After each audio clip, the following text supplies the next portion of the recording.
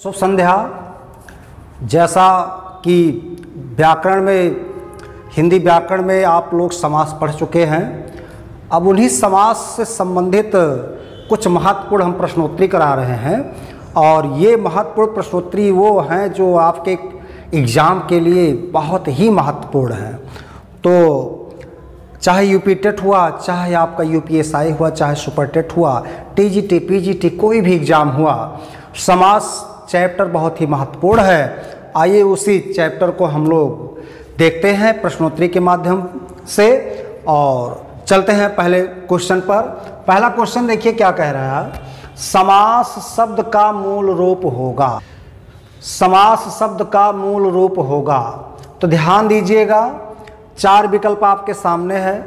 सम plus अस plus Ghai, सम plus अस plus Ghai, सम plus अस्ति plus Ghai, सम plus आस plus Ghai. तो आप लोग फटाफट देखिए और ज़रा देखिए, इस पर लगाइए कौन सा ऑप्शन आपको सही जाता है, उसके बाद हम देख रहे हैं। तो आप लोग विकल्प को देखते रहें और जो भी चीज़ें आपको समझ में नहीं आएंगी आप लोग कमेंट कीजिएगा कमेंट बॉक्स में जा कर के, ताकि हम आपकी बात को समझ सकें और आपकी बात को पहचान सकें कि आपके मन में क्या चल रहा है। तो चलिए भाई देखते हैं, आप लोग समझ गए होंगे कौन सा विकल्प आपका सही हुआ। चलिए, जिनका विकल्प इसमें विकल्प बी सही होगा उन्हीं का ऑप्शन सही है। कभी भी क्वेश्चन किया जाए सम और अस जुड़ता है तो समास के रूप में जाना जाता। सम एक उपसर्ग है, अस एक धातु है, घई प्रत्यय है, घई का केवल ह्रस्व आ जुड़ता है, तब जाकर के क्या बनता है, समास बनता है। बहुत खूब, जिनका बी ऑप्शन रहा होगा उनका सही है। चलिए ये आपके सामने दूसरा क्वेश्चन रहा। दूसरे क्वेश्चन पे आप लोग देखिए, समास कितने प्रकार का होता है। तो समास कितने प्रकार के होते हैं आप लोग फटाफट देखिए और आप लोग कमेंट बॉक्स में अपने आंसर को ज़रूर दीजिएगा, ताकि हम भी समझ जाए आप सही लिख रहे हैं कि गलत लिख रहे हैं। कमेंट जरूर कीजिएगा आपका कौन सा ऑप्शन सही है, कौन गलत है। तो आप लोग सही वाले ऑप्शन को बताएं। समास कितने प्रकार का होता है, तो जिसमें विकल्प आपका है 2, 4, 3 और 6। तो ज़रा देखिए इसमें कौन सा ऑप्शन आपका सही होगा, तो आप लोग इसे देखें, ध्यान दें। तो चलिए देखते हैं। बहुत खूब, तो इसमें आपका ऑप्शन जिनका 6 रहा होगा उनका ऑप्शन सही है। तो इसमें ऑप्शन आपका 6 सही है। अब समास के 6 भेद कौन कौन हैं, जिसमें अव्ययी भाव, जिसमें कौन कौन, अव्ययी भाव, तत्पुरुष, द्वंद्व, देगु, कर्मधारय और बहुब्रीहि। इस तरह से 1, 2, 3, 4, 5 और 6 अव्ययी भाव, तत्पुरुष, द्वंद्व समास, दीर्घ समास, कर्मधारय और बहुब्रीहि, यही 6 प्रकार के समास होते हैं मित्रों। तो अगर हिंदी में पूछा जाए समास कितने प्रकार के होते हैं, तो आप कितने बताएंगे, समास कुल मिला के 6 प्रकार के होते हैं। लेकिन अगर यही क्वेश्चन कर दिया जाता कि पदों की प्रधानता के आधार पर समास कितने होते हैं, जब पूछ लिया जाता पदों की प्रधानता के आधार पर कितने समास होते हैं, तब इसका आंसर होता 4।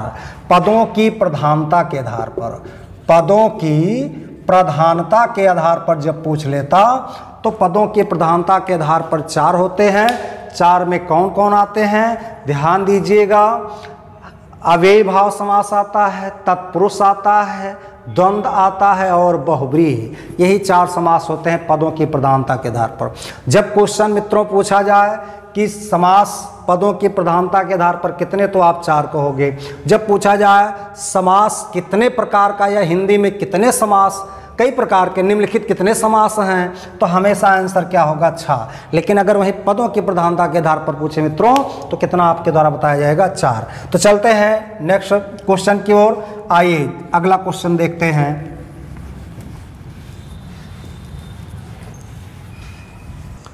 चलिए मित्रों, ये आपका तीसरा क्वेश्चन रहा।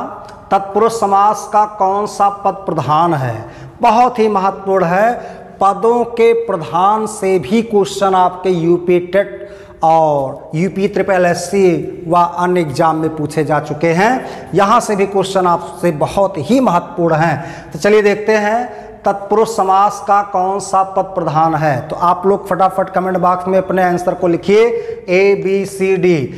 एक ऑप्शन है आपका पूर्व पद प्रधान, बी का ऑप्शन उत्तर पद, सी का ऑप्शन उभय पद और डी का ऑप्शन अन्य पद। तो इसमें आप लोग फटाफट बताएं कौन सा ऑप्शन तत्पुरुष समास के लिए सही होगा, इसमें कौन सा पद प्रधान होगा तत्पुरुष समास के लिए। चलिए फटाफट आप लोग अपने आंसर को कमेंट बॉक्स में जरूर दें, तीसरे क्वेश्चन का क्या होगा आंसर। तो आइए देखते हैं। तो तत्पुरुष समास मैंने पढ़ाया था कि तत्पुरुष समास का उत्तर यानी दूसरा पद प्रधान होता है। तो इसमें आपका ऑप्शन कौन सही होगा? आपका ऑप्शन बी सही होगा। जिनका बी ऑप्शन सही है उनका आपका सही रहा। तो तत्पुरुष समास का उत्तर पद यानी दूसरा पद प्रधान होता है। अब ध्यान दीजिएगा, पूर्व पद किसका प्रधान? अव्ययी भाव समास का।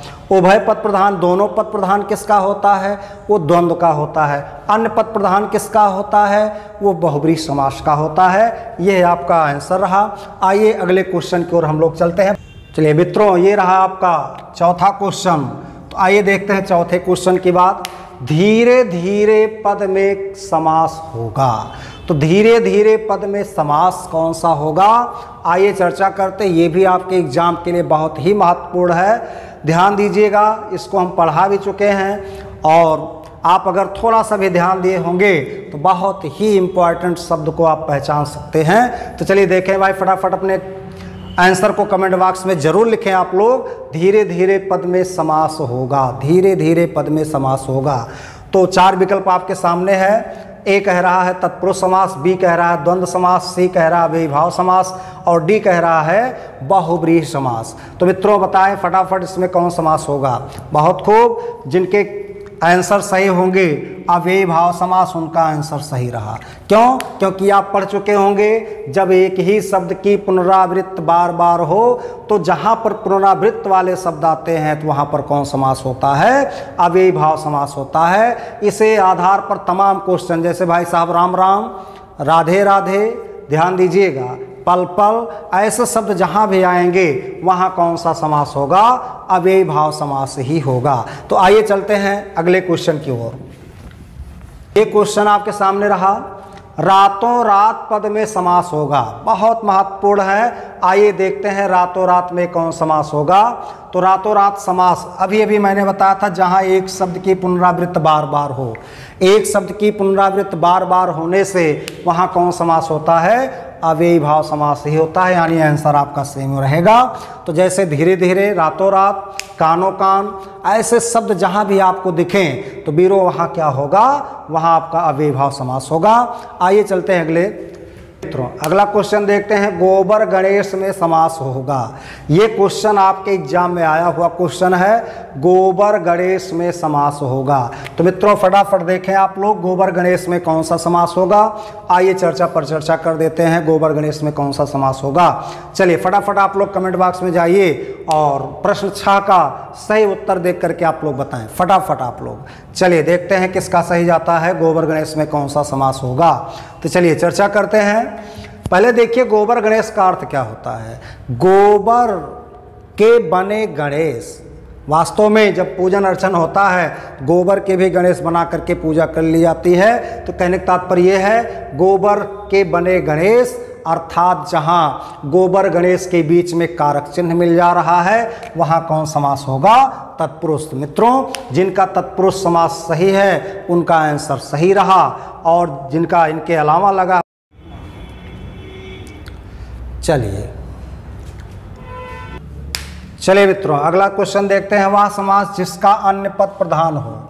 बहुत ही महत्वपूर्ण ये भी क्वेश्चन है। तो वह समास जिसका अन्य पद प्रधान हो, तो इस बताइए 7वें क्वेश्चन का आंसर क्या होगा? तो वह समास जिसका अन्य पद प्रधान हो वह कौन सा समास होगा? तो ध्यान दीजिएगा, 4 ऑप्शन आपके सामने हैं। आप द्विगु समास, कर्मधारय, द्वंद्व और बहुब्रीहि 4 को अपने ऑप्शन में दीजिए और इसमें चूज कीजिए कौन सा आपका सही होगा। तो बहुब्रीहि समास का बताइए कौन पद प्रधान होता है, अर्थात कोई अन्य पद प्रधान होता है। तो अन्य पद प्रधान वाला आंसर आपका कौन सही होगा? आपका बहुब्रीहि समास सही होगा। यही आंसर आपका सही रहा। आइए चर्चा करते हैं अगले पद की ओर। जिनका ऑप्शन ए सही है उनका सही है। चलिए मित्रों अगला समास देखते हैं अगले क्वेश्चन की ओर। क्वेश्चन 8 है आपका, कानाफूसी पद में समास होगा। देखिए शब्द जब तक नहीं समझेंगे तब तक एक भी अर्थ नहीं निकलेगा, तब तक एक भी समास हल नहीं हो सकता। पहले देखिए कानाफूसी का मतलब क्या होगा। क्या आप कहेंगे कान फूसी? नहीं, वास्तव में जब हम आप बातें करते हैं धीरे धीरे लोग कहते हैं देखो कान में फुसफुसा के चला गवा। तो कान में फुसफुस करना या कान में फुसफुस की आवाज़, तो कान में जहाँ कारक चिन्ह दो पदों के बीच में मिल जाता है तो प्राथमिकता भी मैंने बताया था पूर्व में कौन सा समास होता है। फटाफट आप समझ गए होंगे, बताएं कौन समास होगा। चलिए, जिनका ऑप्शन आपका तत्पुरुष रहा होगा उनका सही है। तो कान में फुसफुस की आवाज़ यही आपका सही रहा, तो कानाफूसी में तत्पुरुष समास होगा। आइए अगला क्वेश्चन, प्रश्न संख्या 9 देखते हैं मित्रों। धर्मार्थ पद में समास होगा, तो धर्मार्थ पद में समास होगा। 4 ऑप्शन है आपके सामने, देव, द्वंद, बहुब्रीहि और अव्ययीभाव। तो इस तरह से आप लोग फटाफट बताएं भाई कौन सा सही होगा। तो धर्मार्थ पद में समास होगा। धर्मार्थ का अर्थ पहले समझ लीजिए। धर्मार्थ कहते होंगे 2 पद मिल रहे होंगे, धर्म अर्थ, अर्थात धर्म और अर्थ। इस तरह से धर्म और अर्थ ये दोनों वास्तव में बीच में योजक शब्द आ रहा है, और जहाँ योजक शब्द और आता है वहाँ आप समझ गए होंगे कौन समास होता है। जहाँ दोनों पद प्रधान हो जाते हैं वहाँ कौन समास होता है मित्रों? कौन होगा? द्वंद्व समास होगा। तो इस तरह से आपसे कभी भी क्वेश्चन किया जा सकता है धर्मार्थ में कौन समास होगा, तो धर्मार्थ में कौन समास होगा? द्वंद्व समास होगा। आइए चलते हैं अगले क्वेश्चन की ओर। चलिए मित्रों, अगला क्वेश्चन है 10वां क्वेश्चन। इस टाइप के क्वेश्चन जब आते हैं तो इसमें अच्छे भैया लोटपोट जाते हैं, अच्छे का भंडारा खुल जाता है कि इसमें कैसे क्या आंसर लगाया जाए। अब देखिए, कुछ लोग क्या करते हैं, तत्पुरुष समास का उदाहरण नहीं है, क्वेश्चन तो कह रहा है नहीं है। भैया हो, जब इस तरह से क्वेश्चन कभी दिखे पहले यहाँ आप लोग रेखांकित कर दिया करो, इसे जरूर पहचान लिया करो, नहीं कह रहा है। कुछ लोग क्या करते हैं, तत्पुरुष समास देखे फटाफट मारे, जलधारा में पहुँचे चाहे सेनापति पहुँचे लगा के भाग गए, लेकिन वहाँ भैया कह क्या रहा है? नहीं है। तो पहले देख लीजिए तत्पुरुष की मैंने परिभाषा या तत्पुरुष के मैंने पहचान क्या बताए थे कि वास्तव में जिस समास के उत्तर पद तो प्रधान होते हैं लेकिन दोनों पद किसी कारक चिन्ह से जुड़े होते हैं। तो सेनापति, तो ध्यान दीजिएगा, सेना का पति अर्थात बीच में कारक चिन्ह का आ गया। जब इसका विग्रह करेंगे तो क्या होगा? सेना का पति, बीच में कारक चिन्ह है, तत्पुरुष हो गया। जलधारा, तो जल की धारा हो गया। गगनचुंबी, गगन को चूमने वाला। गगनांगन, गगन के समान आगन चाहे गगन रूपी आगन।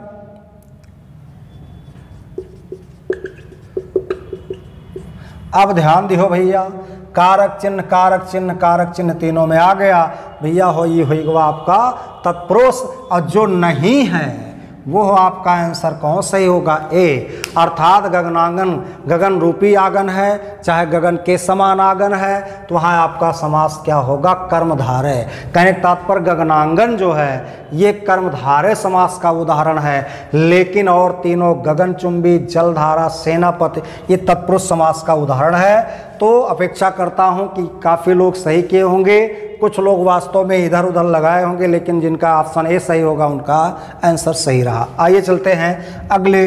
चलिए मित्रों, क्वेश्चन नंबर आपका 12 देखते हैं। तो 12वां प्रश्न क्या कह रहा है? निम्न में नए तत्पुरुष समास होगा।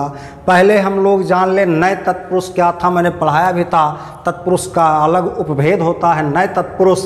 नए तत्पुरुष की सबसे बड़ी पहचान हो जाती है कि जिसका पहला पद नकारात्मक अर्थ देता हो, निषेध अर्थ में देता हो।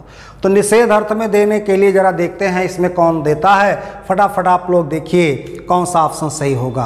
तो चलिए, पहला ऑप्शन आपका आजन्म है, दूसरा अनुचित है, तीसरा आमरण है और चौथा आपका यथासाध्य है। इस टाइप के भी क्वेश्चन आते हैं। तो चलिए फटाफट देखिए आप लोग कमेंट के माध्यम से 12वें का जरा आंसर लिख करके फटाफट आप लोग कमेंट कीजिए, बताएं इसमें कौन सही होगा। तो ध्यान दीजिएगा, नए तत्पुरुष समास का जो उदाहरण होगा, सही सटीक उत्तर होगा, तो ध्यान दीजिएगा नकारात्मक। पहली बात देख लेंगे आजन्म। आ जन्म में बड़ा आ लगा है, बड़ा आ का अर्थ होता है जहाँ लगा हो पहले, वो एक अव्ययीभाव समास का होता, आ माने तक या पर्यंत होता है। इसका अर्थ हो जाएगा जन्म पर्यंत, जन्म तक, अर्थात यहाँ नकारात्मक अर्थ ही नहीं निकला। अनुचित का अर्थ जरा देखिए, अनुचित माने जो उचित ना हो, अर्थात अन कहने से यहाँ का जो वास्तव में विग्रह किया जाएगा वो वास्तव में अगर अलग करके देखें तो अनुचित होगा, लेकिन ये ना उचित करके विग्रह किया जाता है। तो ना उचित का मतलब क्या हो गया, जो उचित ना हो, तो जो उचित ना हो वही अनुचित है, नकारात्मक अर्थ मिला। यानी ऑप्शन आपका कौन सा सही होगा, बी ऑप्शन सही होगा। बाकी ए, सी और डी यथासाध्य, ध्यान दीजिएगा, जैसा सधे साधन के अनुसार, साध्य के अनुसार, आमरण मरण पर्यंत होता है, इस तरह से आमरण, यथासाध्य और आजन्म ये अव्ययीभाव समास के उदाहरण है। अनुचित जो है यह आपका नए तत्पुरुष समास का उदाहरण है। आइए चलते हैं अगले ऑप्शन की ओर। चलिए मित्रों देखते हैं, हस्तलिखित पद में समास है। हस्तलिखित का मतलब पहले समझिए और ध्यान दीजिएगा। तत्पुरुष के जब इस टाइप के क्वेश्चन आते हैं, इसमें बहुत ही धुरंधर लोग भैया इधर उधर बौखला करके क्वेश्चन गलत कर बैठते हैं। तो आइए चर्चा करते हैं। हस्तलिखित पद में समास है। कर्म तत्पुरुष, करण तत्पुरुष, संप्रदान तत्पुरुष, अपादान तत्पुरुष। ये वही बता सकता है जिसको या तो इसका अर्थ मालूम होगा या तो इनके चिन्ह मालूम होंगे। तो पहले देखते हैं हस्तलिखित का मतलब क्या होता है। हस्तलिखित का अर्थ होता है हाथ द्वारा लिखित या हाथ के द्वारा लिखित। तो भैया हाथ से जो लिखा है तो के द्वारा या से जहाँ चिन्ह मिलता है, कौन सा चिन्ह होता, कौन सा कारक होता है, तो कौन होता, करण।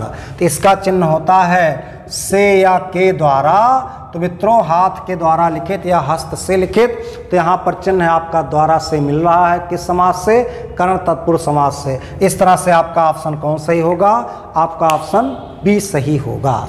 चलिए चलते हैं अगले कुछ। चलिए मित्रों अगला देखते हैं। शोक मग्न पद में समास है, बहुत ही महत्वपूर्ण है। शोक मग्न, शोक मग्न, प्रेम मग्न, ध्यान मग्न, जल मग्न, इस टाइप के बहुत क्वेश्चन आते हैं। तो पहले बात देखिएगा, शोक मग्न का अर्थ क्या होता है। शोक मग्न का अर्थ होता है शोक में डूबा। तो शोक में मग्न, मग्न माने डूबा। जब इसका विग्रह करते हैं मित्रों तो लिखा जाता है शोक में मग्न। तो शोक में ये क्या है, मग्न है। तो जहाँ बीच में चिन्ह आवे भैया वहाँ कौन सा होता है, तो में किस कारक का चिन्ह है, अधिकरण कारक का। तो यहाँ कौन समास होगा सही, अधिकरण तत्पुरुष समास सही होगा। कभी कभी इस टाइप के क्वेश्चन भी आ जाते हैं। तो इस तरह से ध्यान मग्न, जल मग्न, शोक मग्न ऐसे कभी दिखे तो वहाँ कौन होगा, अधिकरण तत्पुरुष समास ही होगा। तो अपेक्षा करता हूँ कि आप लोग ये पॉइंट समझ के चुके होंगे। आइए चलते हैं अगले क्वेश्चन की ओर। चलिए मित्रों देखते हैं अगला क्वेश्चन, बहुत ही महत्वपूर्ण है। निम्न में कर्मधारय समास नहीं है। यहीं पर मैंने कहा था सबसे गड़बड़ी होती है कि इनमें कौन सा विकल्प है जिसमें कर्मधारय समास नहीं है। तो आइए चर्चा करते हैं। इसमें यही देखना है कौन नहीं है, अर्थात 3 कर्मधारय हैं और जो चौथा ऑप्शन बना है उसमें कौन ऑप्शन आपको जो दिखाई दे रहा है जिसमें कर्मधारय नहीं है। तो पहले 3 ऑप्शन खोजिए जिसमें कर्मधारय। कर्मधारय का मतलब पहले समझ लीजिएगा। कर्मधारय का मतलब होता है जहाँ विशेषण विशेष पाया जाए या समानता प्रकट की जाए उपमेय उपमान की। तो ध्यान दीजिएगा, कृष्ण सर्प, सर्प की विशेषता क्या है, काला है, कृष्ण है, तो विशेषता पाई गई, कर्मधारय बना यहाँ पर। कनक लता, तो वास्तव में लता कैसी है, कनक के समान है। तो कनक के समान लता जहाँ समान हो जाए, उपमेय उपमान आ जाए, वहाँ भी क्या होता है, कर्मधारय होता है। और ध्यान दीजिएगा तीसरा है पद दलित। पद से दलित है, पद से क्या है, दलित है। यहाँ बीच में कारक चिन्ह आ गया और जहाँ कारक चिन्ह आया वहाँ क्या होगा, तत्पुरुष समास होगा। अर्थात इसी पद में आपका कर्मधारय नहीं है। तो आंसर आपका सी सही होगा। छोट भैया में भी कर्मधारय है, क्यों, क्योंकि भैया की विशेषता का है, छोटके भैया हैं, तो भैया की विशेषता है छोट भैया, छोटे भाई, इसलिए यहाँ पर भी कर्मधारय होगा। तो चाहे छोट भैया आवे चाहे बड़ भैया आवे, ठीक है, तो वहाँ पर भी आपका क्या होगा, कर्मधारय समास होगा। आइए चलते हैं अगले क्वेश्चन की ओर। अगला क्वेश्चन देखते हैं। 16 नंबर पीताम्बर पद में समास होगा। इस टाइप के क्वेश्चन में गारंटी है कि अगर इस टाइप का क्वेश्चन आ जाता है तो काफ़ी लोग घबरा जाते हैं।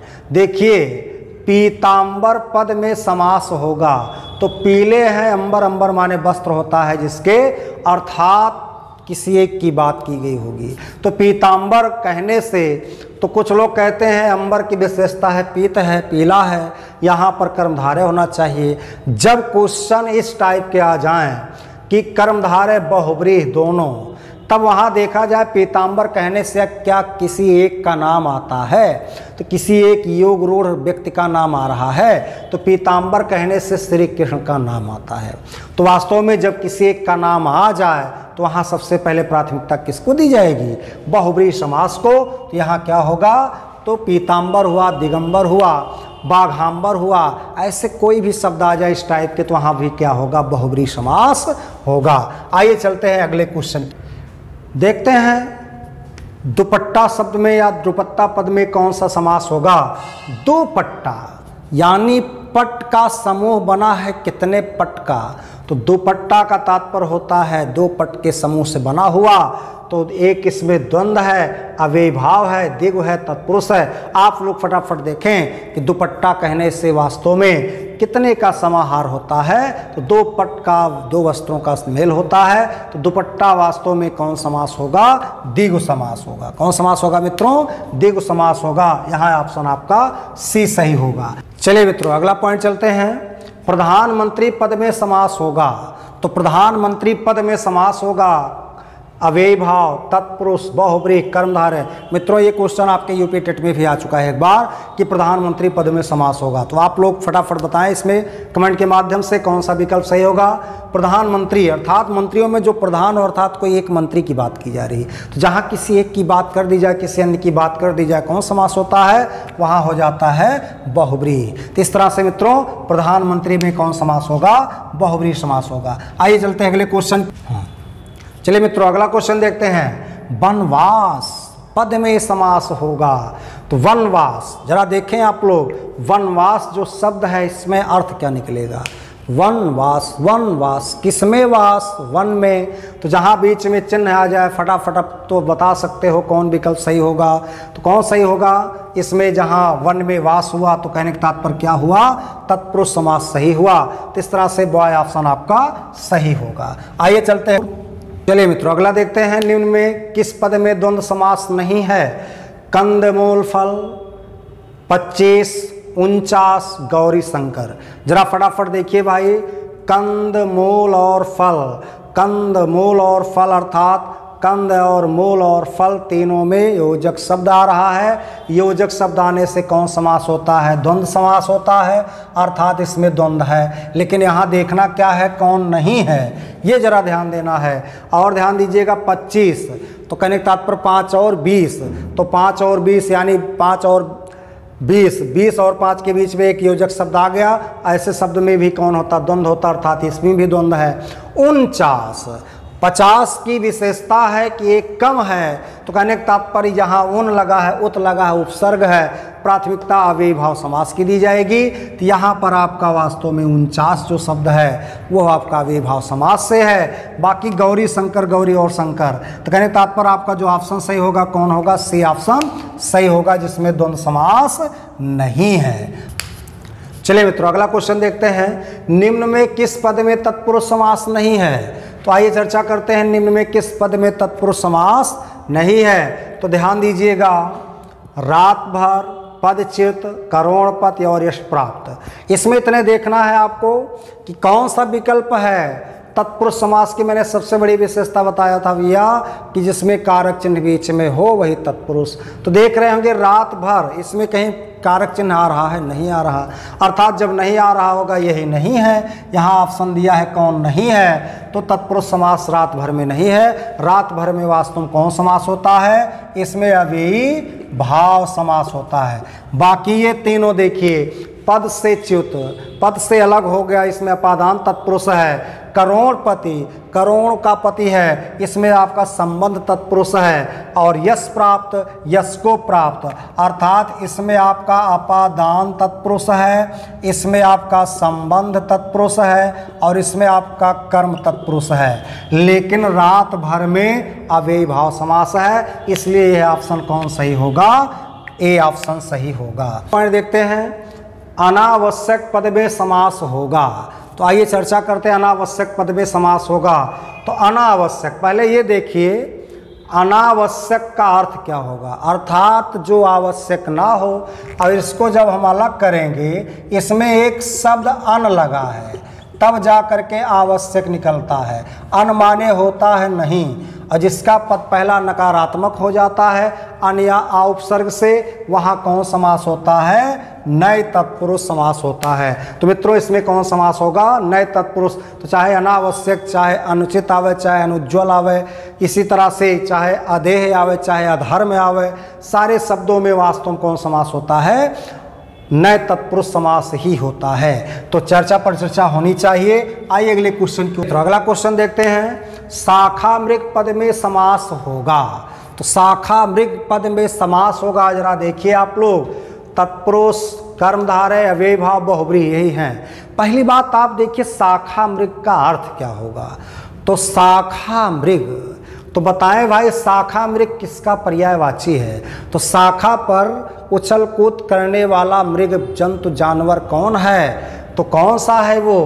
बंदर है। तो शाखा मृग कहने से किसी अन्य का नाम आता है, और अन्य के नाम आने से कौन समास होते हैं? बहुब्रीहि समास। तो इस तरह से शाखा मृग हुआ, चाहे बारहसिंगा हुआ, ऐसे शब्द जहाँ भी दिखे वहाँ कौन समास होगा?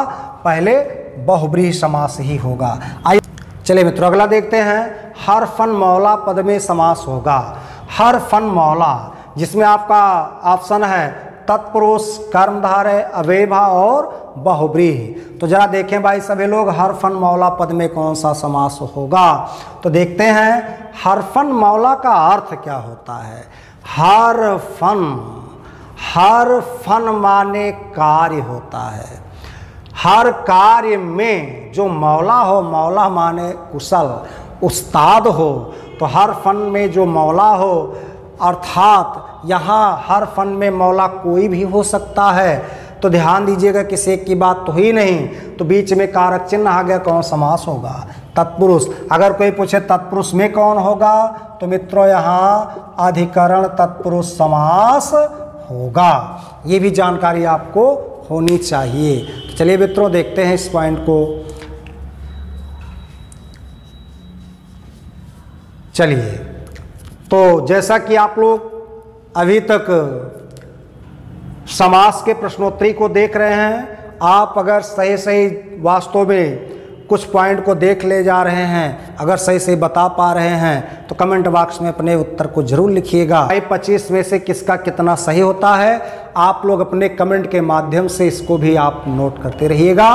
कमेंट में ज़रूर लिखिएगा मेरा कितना सही हुआ है, ताकि भाई मुझे भी लगे कि आप लोग 25 में कुछ सही कर पाए हैं। बाकी और भी समास के कुछ गहन और गूढ़ क्वेश्चन हैं जो एग्जाम में हमेशा आते जाते रहते हैं, उनकी व्याख्या मैं कल प्रश्नोत्तरी के माध्यम से जरूर कराऊंगा, ताकि समास बढ़ाने के बाद समास चैप्टर आपका समाप्त हो जाए। तो इसी बात के लिए आप सभी को द गैलेक्सी इंस्टीट्यूट की तरफ से धन्यवाद।